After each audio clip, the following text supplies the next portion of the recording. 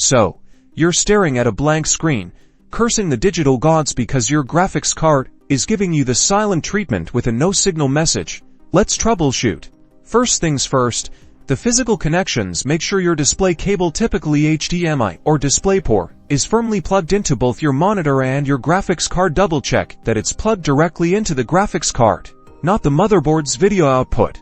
Next, examine the cable itself. Is it damaged or frayed? Try a different, known good HDMI or DisplayPort cable to eliminate a faulty cable try each port connection individually, just to be double certain. Now, suspected driver issues. If you recently updated or changed drivers, this is a common point of failure. Access the boot menu, navigate to advanced settings, and try restarting your computer in safe mode. If safe mode works, dive into your device manager. Uninstall your graphics card drivers from the display adapter section of Device Manager, then reinstall the drivers which you obtained from the Nvidia website, choosing the current drivers for your specific card. Restart your system and cross your fingers.